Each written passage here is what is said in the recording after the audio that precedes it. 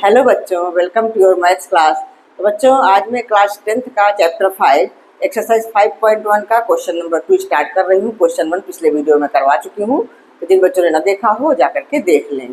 तो चलिए स्टार्ट करते हैं। क्वेश्चन नंबर 2 देखिए, बोर्ड पे लिखा हुआ है मैंने, write first 4 terms of the AP when the first term A and the common difference D are given as follows. इसके 5 क्वेश्चन हैं, 5 पार्ट्स हैं इसके। इसमें फर्स्ट टर्म ए दिया हुआ है और कॉमन डिफरेंस डी दिया हुआ है। ये दो चीज़ें दी हुई हैं। तो हमें निकालना क्या है? हमें निकालना है इसके फर्स्ट 4 टर्म्स निकालने हैं। फर्स्ट 4 टर्म्स देखिए, पहला पार्ट मैंने लिख रखा है। कैसे निकालेंगे फर्स्ट 4 टर्म्स? ये पिछले वीडियो मैंने आप लोगों को बताया हुआ भी है कि किस तरह से टर्म्स होते हैं। तो हमारे फर्स्ट 4 टर्म्स इस तरह से होते हैं। ए, पहला टर्म तो ए ही होता है। सेकेंड टर्म क्या होता है? ए प्लस डी, मतलब जो कॉमन डिफरेंस है वो जोड़ देते हैं। और थर्ड टर्म में क्या करते हैं? a plus 2d। ठीक है, बताया था ना 2d कैसे, मतलब क्या होता है? कॉमन डिफरेंस हर बार जुड़ता है, कॉमन डिफरेंस हर बार जुड़ता है। तो a प्लस डी, फिर इसमें एक d और जोड़ देंगे तो a प्लस 2d आ जाएगा। और हमारा फोर्थ टर्म क्या हो जाएगा?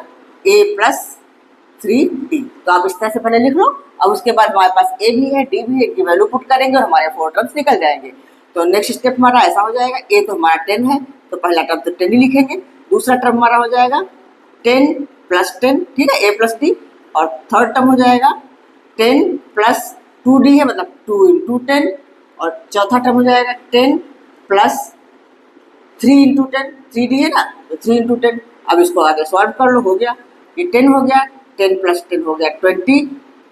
ये हो जाएगा, देखो 2 इंटू 10 पहले करो, 20 प्लस 10 30, और ये हमारा हो जाएगा 40। ठीक है, तो इसको देखो, ऐसे भी देखोगे, पहला टर्म 10 है, 10 में से 10 जोड़ा 20, फिर 20 में 10 फिर जोड़ दिया तो 30, 30 में 10 फिर से जोड़ दिया तो 40। तो इस तरह से हमारे ये 4 टर्म्स निकल गए। तो ये हमारा आ गया आंसर। ठीक है, क्लियर। तो सेकेंड वाला भी मैं इसी में कर लेती हूँ। सेकेंड पार्ट में क्या है? a है -2, a इक्वल टू है -2, और यहाँ पे d दिया हुआ है 0। तो जब d 0 होता है तो फिर हमारा तो जो पहला टर्म है वही सारे टर्म हो जाएंगे, क्योंकि इसमें 0 जुड़ने से घटाने से कोई फर्क तो पड़ता नहीं। तो इसको आप ऐसे डायरेक्ट ही लिख सकते हो, या इस तरह से करना चाहो तो इस तरह से भी करके कर सकते हो। देखो, पहले सारे टर्म्स लिख लो। a हो गया a plus D, a plus 2d और a प्लस 3d। ठीक है, तो a तो हमारा -2 ही रहेगा, और ये हो जाएगा -2 प्लस 0। यहाँ पे हो जाएगा -2 प्लस 2 इंटू 0, और ये हो जाएगा -2 प्लस 3 इंटू 0। ठीक है, तो क्या होगा? -2। अब 0 को जोड़ने घटाने से तो कोई फर्क पड़ना नहीं। यहाँ भी 0 को 2 से मल्टीप्लाई किया, पूरा 0 हो गया, -2। ठीक है, इसको आप डायरेक्ट भी कर सकते हो कि जब d 0 ही है, मतलब कुछ जुड़ नहीं रहा है, कुछ घट नहीं रहा है, तो ये हमारा -2 ही आएगा। इसके सारे टर्म्स, जितने भी टर्म्स, तो 4 टर्म्स बोला गया है, जितने भी टर्म्स बोलेंगे वही आएगा। ठीक है, क्लियर हुआ? तो चलिए थर्ड पार्ट कर लेते हैं। हाँ बच्चे, थर्ड पार्ट है, इसमें a दिया है 4 और कॉमन डिफरेंस d दिया हुआ है -3। तो सबसे पहले हम वही लिख लेते हैं अपने टर्म्स। सबसे पहला टर्म a, दूसरा टर्म हमारा होता है a प्लस डी, तीसरा टर्म होता है a प्लस 2d, और चौथा टर्म हो जाएगा a प्लस 3d। ठीक है, अब इसमें हम a और d की वैल्यू पुट करेंगे। हमारा आ जाएगा a, मतलब सबसे पहला टर्म तो वही रहेगा जो दिया हुआ है। सेकेंड टर्म हमारा हो जाएगा 4 प्लस d की वैल्यू क्या है? -3, तो इसको हम ब्रैकेट में लिख लेते हैं -3।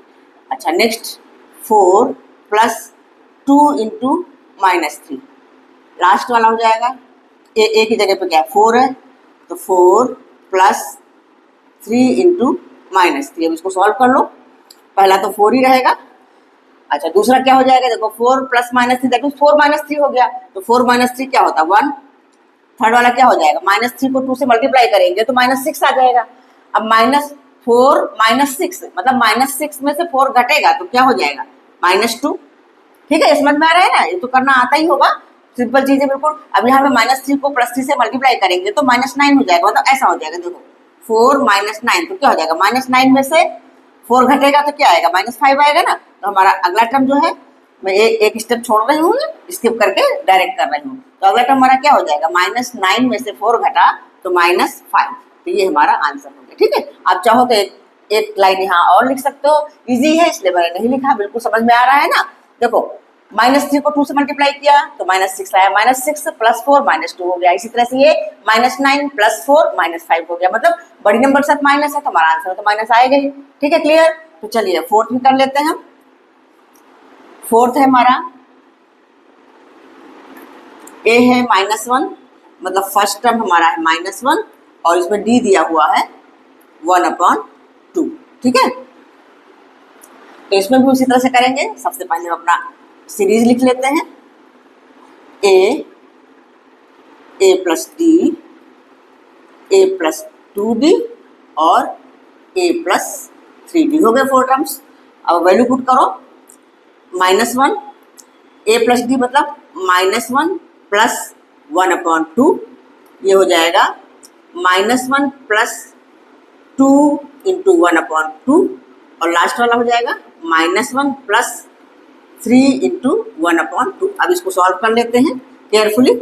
ये हमारा -1 ऐसा ही रहेगा। अच्छा, ये क्या होगा, देखो एलसीएम लेंगे हम इसका, मतलब ऐसा हो जाएगा ये -2 + 1 और अपॉन में 2, ये 2 सबके नीचे आ गया, पूरे के नीचे।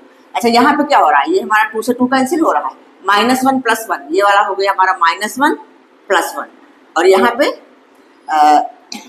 यहाँ ऐसा हो जाएगा, देखो यहाँ भी हम 2 एलसीएम ले लेंगे और 2 × 2 मतलब -2 + 3 मतलब 3 × 1/2 मतलब 3/2 है।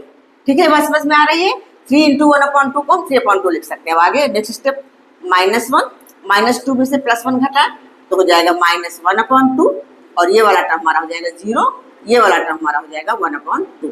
तो ये हमारे 4 टर्म्स आ गए। ठीक है, क्लियर, समझ में आया। तो अब एक रह गया है फिफ्थ, वो भी कर लेते हैं। हाँ, तो हमारा फिफ्थ पार्ट है, इसमें भी हम उसी तरह से करेंगे। सबसे पहले हम अपने AP को लिख लेते हैं, a + d, a + 2d और a + 3d। 4 टर्म्स ही बोले हैं तो इतना ही लिखना है। सबसे पहला टर्म हमारा यही हो जाएगा जो दिया हुआ है -1.25। सेकेंड टर्म में है a + d मतलब -1.25 प्लस ये -d की वैल्यू माइनस में है तो ब्रैकेट लगा के लिखेंगे -0.25, ये हमारा सेकेंड टर्म हुआ। थर्ड टर्म है a + 2d, तो a तो हमारा है -1.25 और +2d तो +2 और इंटू -0.25, ठीक है। अच्छा, फोर्थ टर्म हमारा है -1.25 प्लस 3d है इसमें तो 3 × -0.25, ठीक है। अब इसको सॉल्व कर लेते हैं। नेक्स्ट स्टेप हमारा पहला टर्म तो जैसा है वही रहेगा। सेकेंड टर्म में हम सॉल्व करेंगे -1.25 और -0.25 ऐसा हो जाएगा। चलो मैं एक एक स्टेप इसमें करके दिखाती हूँ, गलती ना हो।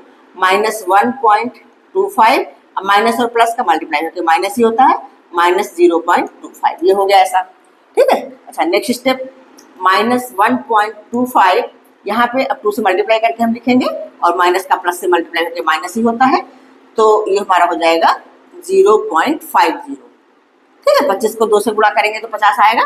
अच्छा, यहाँ भी हम कर लेते हैं 1.25 माइनस, अब 3 से इसको मल्टीप्लाई करेंगे तो 0.75। अब नेक्स्ट स्टेप, इसलिए ये स्टेप मैंने छोड़ा नहीं कि गलती ना हो, पूरा एक एक स्टेप करके दिखाया है।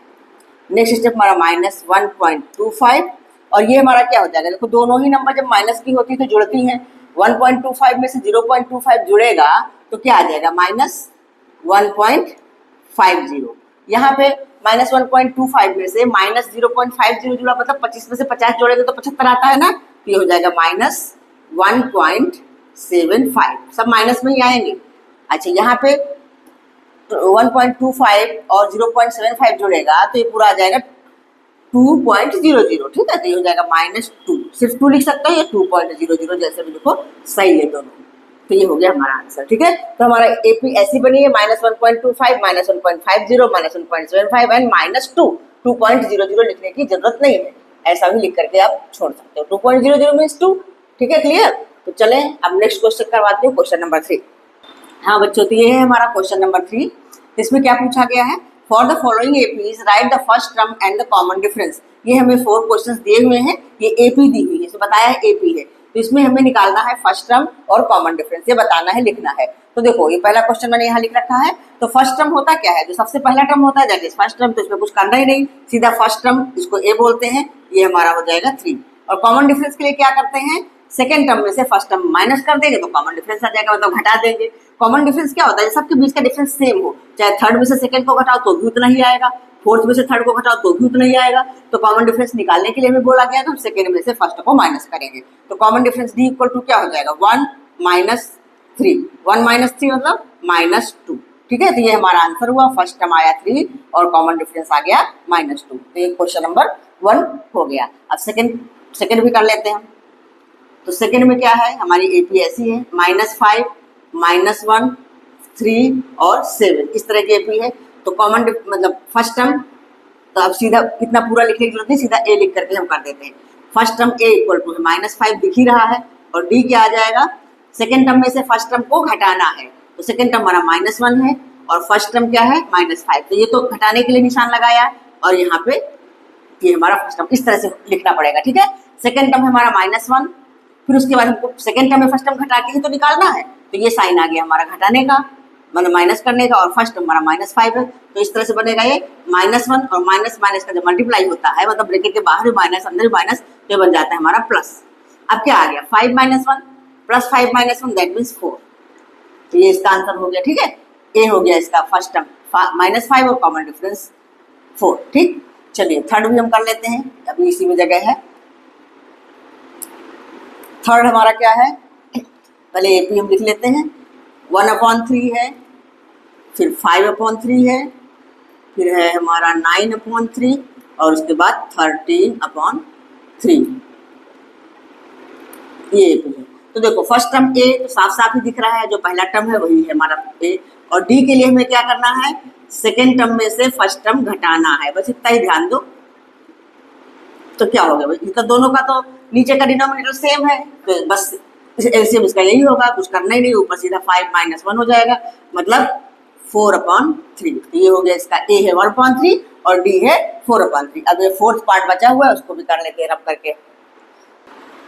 अब चलिए फोर्थ पार्ट है, इसमें भी हम निकाल लेते हैं first term A equal to 0.6 and common difference D equal to हो जाएगा 1.7 - 0.6, मतलब 17 में से 6 घटाते हैं इस तरह से, देखो 1.7 - 0.6 इस तरह से, तो क्या आ जाएगा 1.1 आएगा ना, तो बस डी हमारा आ गया 1.1, ये हमारा आंसर हो गया। ठीक है, क्लियर हुआ। तो आई होप आप लोगों को समझ में आया होगा, बहुत ही इजी क्वेश्चंस थे, क्वेश्चन 2 और 3। तो 3 क्वेश्चन तक आज हो गया है, अब एक ही क्वेश्चन बच रहा है, क्वेश्चन नंबर 4, उसे बहुत सारे पार्ट्स हैं, तो मैं नेक्स्ट वीडियो में करवाऊंगी। ठीक है बच्चों, तो वीडियो कैसा लगा, अगर समझ में आया हो, अच्छा लगा हो तो लाइक करिए, अपने फ्रेंड्स को शेयर करिए कि वो भी इसका फायदा उठा सकें। और अगर सब्सक्राइब ना किया हो, चैनल पर पहली बार आए हैं तो सब्सक्राइब कर लीजिए, क्योंकि आपको ये सारे इस तरह के वीडियोज मिलते रहेंगे। पूरी मैथ NCERT कंप्लीट करानी है और उसके बाद फिर और एक्स्ट्रा क्वेश्चंस भी मैं करवाऊंगी बोर्ड एग्जाम के लिए। ठीक है, तो मिलते हैं नेक्स्ट वीडियो में आगे के क्वेश्चन के साथ, तब तक के लिए बाय बाय।